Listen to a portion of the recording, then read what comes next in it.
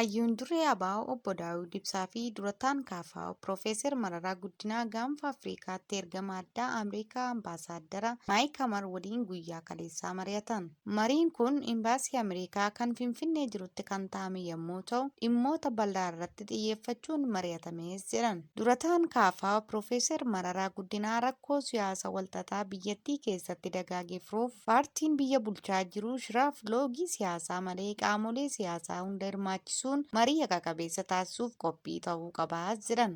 Ambaasaadder Maayik Hamar ajjeefamuu qondaala olaanaa ABO obbo Battee Urgeessaa gadda itti dhaga'ame ibsachuun mariin bal'aan dhimmoota nageenya Oromiyaa keessaa guutuu biyyattii fi gaanfa Afriikaa irratti xiyyeeffate taasifameera.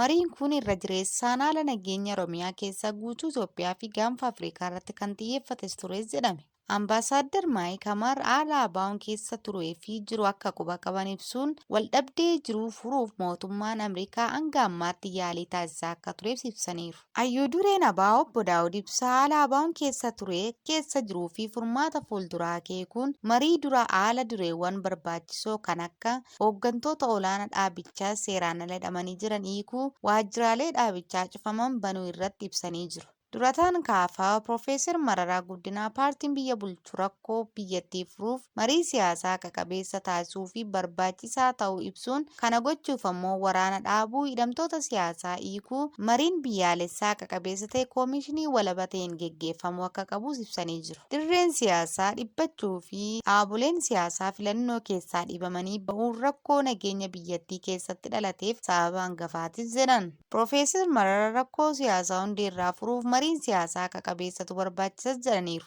Hanga kun hin taanetti rakkoon siyaasaa diinagdee hawaasummaa biyyattiin keessa seente furamuu akka hin dandeenye qondaalonni kunneen Ambaasaadder Maayik Hamar hubachiisaniiru. Hawaasnii fi dhaabbileen idila addunyaa dhiibbaa barbaachisu paartii biyya bulchaa jiru irratti taasisuu akka qabanis dhaamanii jiru qondaalonni paartilee lameen.